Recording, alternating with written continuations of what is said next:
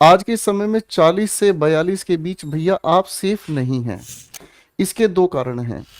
Paper में हम 2 या 4 क्वेश्चंस गलत करके आएंगे और वो 2 या 4 गलत क्वेश्चंस ही आप लोगों का गेम डिसाइड करने वाले हैं। अगर हमारी पढ़ाई का हर जाना होता है तो उस पढ़ाई के हर जाने के लिए मेरे दोस्त केवल केवल आप ही जिम्मेदार हैं। ये जो अधिकतर स्टूडेंट्स गलती कर रहे हैं, इन गलतियों से तो आप लोगों को भी थोड़ा सा समझना चाहिए।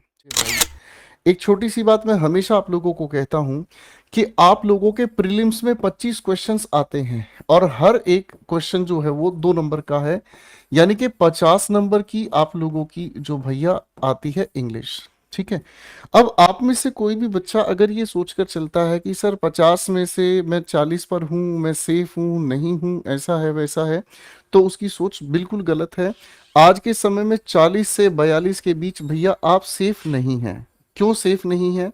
इसके दो कारण हैं।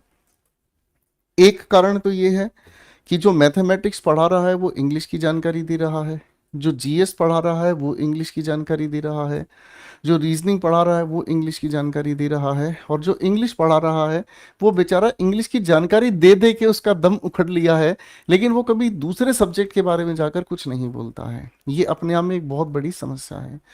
आज के समय में जो स्टूडेंट्स को सही डायरेक्शन नहीं मिल पा रही वो ये है कि अगर किसी बच्चे के गले में दर्द है तो गले के दर्द के लिए वो उस डॉक्टर के पास जा रहा है जो रीढ़ की हड्डी का इलाज करता है। दोनों बातों में जमीन आसमान का फर्क है।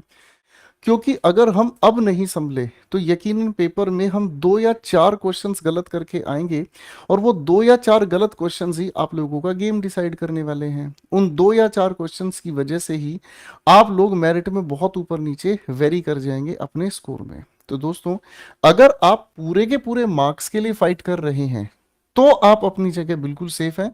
वरना आप सेफ को लेकर अगर ऐसा कुछ सोच के बैठे हैं कि जी हम तो बस सेफ होना चाहते हैं, तो सेफ स्कोर के लिए तो YouTube पर खूब सारी वीडियोस देखो, सुबह से शाम तक देखो, यूट्यूबर्स की दुनिया भर की स्ट्रेटजीज देखो, खूब सारी स्ट्रेटजीज देखो, कंट्रोवर्सीज देखो, सुबह से शाम तक कंट्रोवर्सीज देखो। सर, इससे अच्छा कोई भी काम नहीं हो सकता।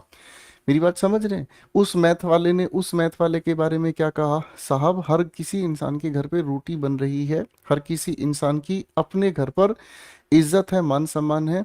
आपके लिए ये समस्या क्या है बाबू? आपके लिए ये समस्या है कि आपको अपना सिलेक्शन लेकर जितना जल्दी हो सके अपनी जिंदगी को सही डायरेक्शन में लेकर जाना है। वाद विवाद यूं ही चलते रहेंगे। मेरी बात समझ रहे हैं? आज जहां जंगल नहीं है कल वहां जंगल हो जाएंगे। और भाई साहब, जहां आज जंगल थे वहां जंगल काट दिए गए हैं।